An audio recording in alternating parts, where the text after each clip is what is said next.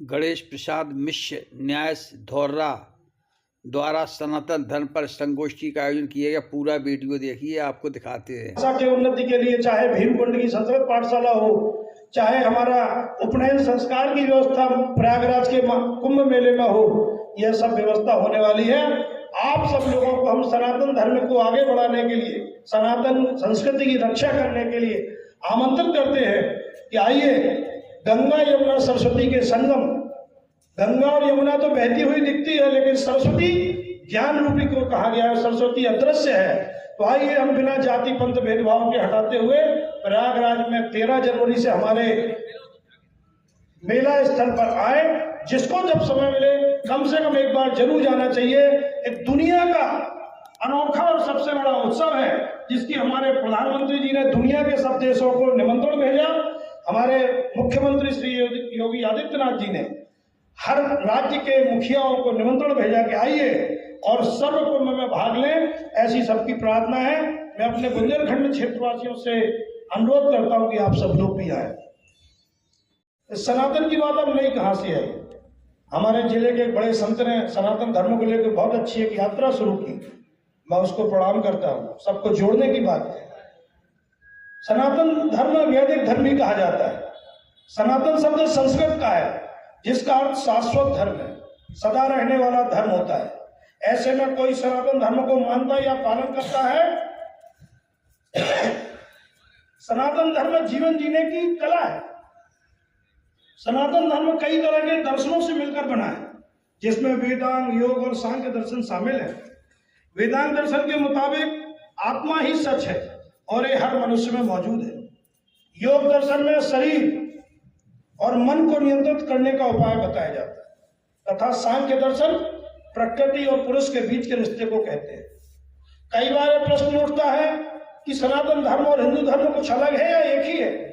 ये यहाँ बैठे हुए अनेक लोगों के मन में सवाल भी होगा, होना भी चाहिए। कुछ लोग इसे एक ही मानते हैं, लेकिन मैंने जहां तक जो कुछ अध्ययन किया है, इस व्याख्यान माला के पहले तैयारी की और आज पूरे देश में जो सनातन की चर्चा है, तो हमने देखा है कि सनातन धर्म और हिंदू धर्म के बीच में बहुत सूक्ष्म एक महीन रेखा के बराबर अंतर है। सनातन धर्म में जहां वेद, उपनिषद, गीता और ब्रह्मसूत्र महत्व दिया जाता है, तो वहीं हिंदू धर्म में शास्त्रों और ग्रंथों को महत्व दिया जाता है। हिंदू धर्म जहां प्रतिष्ठान, मंदिर, पूजा, व्रत, त्योहारों को महत्व देता है, तो वहीं सनातन धर्म यज्ञ, साधना, तप और ध्यान को प्राथमिकता देता है। सनातन धर्म अनेक संप्रदायों जैसे सिख, जैन, बौद्ध और अन्य धर्मों का धार्मिक संप्रदाय है, तो हिंदू धर्म में केवल हिंदू संप्रदाय ही शामिल है। हिंदू धर्म में विभिन्न देवी देवताओं, रीति रिवाजों और परंपराओं को प्राथमिकता दी जाती है। हिंदू धर्म में वेदांत दर्शन को काफी महत्वपूर्ण माना जाता है। वेदांत दर्शन के मुताबिक भगवान ब्रह्म ही सच है और ये हर एक जीव में निवास करते हैं। हिंदू धर्म में कई तरह के देवी देवताओं की पूजा की जाती है, जिनमें शिव, विष्णु और ब्रह्मा को सभी ईश्वर का रूप माना जाता है। प्राचीन काल में भारतीय सनातन धर्म में कई संप्रदाय होते थे। प्रत्येक संप्रदाय के समर्थक अपने अपने देवता को दूसरे संप्रदाय से नीचे बताने की होड़ भी देते थे, लेकिन एकता बनाए रखने के उद्देश्य से हमारे धर्म गुरुओं ने प्रयागराज जैसे कुंभ को, देश में हर 6 साल में होने वाले 4 कुंभ में ऐसी एकता की शिक्षा दी है कि उनकी शिक्षाओं से तीनों संप्रदायों में मेल हुआ और सनातन धर्म की उत्पत्ति हुई। सनातन धर्म में विष्णु, शिव और शक्ति को समान माना गया और तीनों ही संप्रदाय के समर्थक इस धर्म को मानने लगे। सनातन धर्म का सारा साहित्य, वेद, पुराण, श्रुति, स्मृतियां, उपनिषद, रामायण, महाभारत, गीता आदि संस्कृत भाषा में रचा गया है। कालांतर में अपने देश के मुसलमानों के आक्रमण हुए और धर्म की नष्ट करने के लिए अनेक प्रकार के उपाय हुए। हम देख ही रहे हैं, जो अभी टीवी पे हमें दिखाया जा रहा है, उस वर्तमान में नहीं जाना चाहता हूं। आप सब लोग स्वयं जागरूक हैं। तो कालांतर में देवभाषा संस्कृत का ह्रास होने लगा। बाद में मेघालय ने तो उसको पूरी तरह नष्ट करने की व्यवस्था की है। जो कुछ बचा खुचा है तो हमारे दयानिधि जैसे और श्रेयास जी जैसे लोग हैं और डॉक्टर रावत जी जैसे लोग बैठे हैं, इनका रोज सवेरे सुभाषित मिलता है। स्थिति को सुधारने के लिए तुलसीदास जी ने प्रचलित भाषा में रामचरितमानस की रचना की। आपको मजेदार बात बता दूं कि तुलसीदास जी हमारे बुंदेलखंड में ही राजापुर और बांदा के पास के ही पैदाइशी है। जब तुलसीदास जी ने रामचरितमानस लिखा तो किसी ने महत्व नहीं दिया। उनकी भी रामचरितमानस को महत्व देने के लिए एक सनातनियों ने विशेष प्रयास किया और आज जाके हम कहते हैं कि घर घर में तुलसी, घर घर में रामायण, घर घर में मानस का खंड पाठ प्रारंभ हुआ। ये सनातन धर्म की रक्षा के लिए, हिंदी भाषा के प्रयोग के लिए हमें हिंदू धर्म की तरफ बढ़ना चाहिए। पता चलता है कि जनगणना करना चाहिए। आज भी कुछ लोग जनगणना की बात करते हैं, जाति जनगणना की चर्चा करते हैं। जब जनगणना हुई तो ध्यान में आया कि सनातन धर्म से अपरिचित होने के कारण धर्म के नाम का सनातन धर्म के स्थान पर हिंदू धर्म रख दिया और जो है नारा लगने लगा हिंदू हिंदू भाई भाई। सनातन में आधुनिक और समसामयिक चुनौतियों का सामना करने के लिए, क्योंकि हिंदू धर्म में कुप्रथाएं भी हैं, समय समय पर बदलाव करने के लिए राजा राममोहन राय, स्वामी दयानंद, स्वामी विवेकानंद आदि ने सती प्रथा, बाल विवाह, अस्पृश्यता जैसे असंगत परंपराओं को खत्म की बात की। लेकिन बौद्ध और जैन धर्मावलंबी भी अपने आप को सनातनी कहते हैं। सनातनी के लिए विशिष्ट कारण वेशभूषा को मानना जरूरी नहीं है। हम दृष्टांत करने लगे तो सनातन धर्म की बुनियाद सभी शिवों पर आधारित हो गई।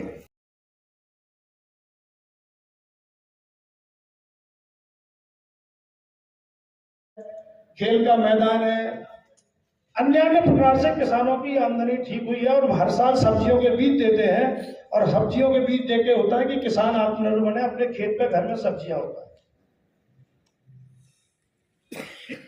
दत्ता जी वैदिक थे, प्रयागराज के मेले में तरफ से जब व्यवस्था सूची लगती थी जाते थे, एक महीने वो रहते थे।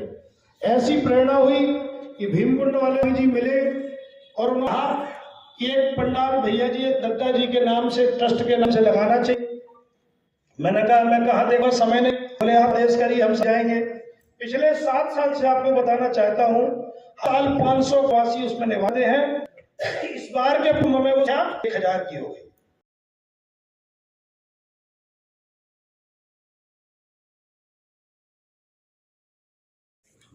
इस पावन धराधाम छतरपुर और उसमें भी विशेष रूप से ये महाराजा छत्रसाल ऑडिटोरियम में पधारे हुए सभी सनातन बंधुओं का मैं हृदय से अभिनंदन करता हूँ। मातृशक्ति को नमन करता हूँ, बंधु बांधवों को नमन करता हूँ और विशेष रूप से नमन करता हूँ इस प्रास्ताविकम के साथ जिन्होंने अपने वक्तव्य के माध्यम से सनातन के मार्ग का जो वो एक टोल टैक्स का होता है ना, वो खोल दिया है, मार्ग खोल दिया है कि अब आगे बढ़ते चलिए और आप सबके लिए, हम सबके लिए मार्ग प्रशस्त करने वाले परम आदरणीय, परम सम्माननीय, परम श्रद्धेय पंडित गणेश प्रसाद मिश्र जो दद्दा जी महाराज हैं, उनकी स्मृति में ये समाज को एक अनन्य मार्ग, एक अनन्य सनातन मार्ग, एक राष्ट्र तथा डॉक्टर राकेश मिश्र जी, आदरणीय विनोद रावत जी और समस्त बंधु भगिनी।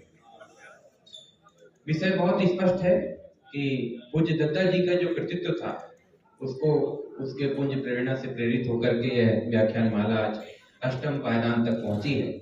आज हम अष्टम पुष्प उनके प्रेरणापूर्ण कृतित्व को अर्पित कर पा रहे हैं, ये हम सबका सौभाग्य है।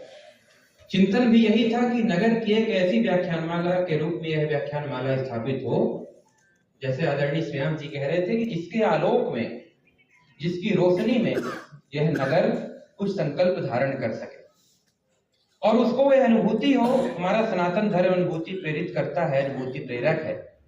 केवल एक ऐसा धर्म है, केवल एक ऐसा मार्ग है, एक ऐसी केवल जीवन पद्धति है जो रियलाइजेशन को प्रेरित करता है, अनुभूति को प्रेरित करता है।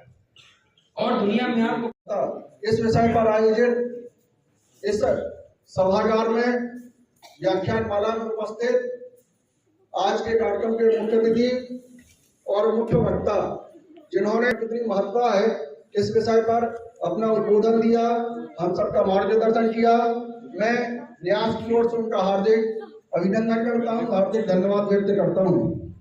आज के इस आयोजन में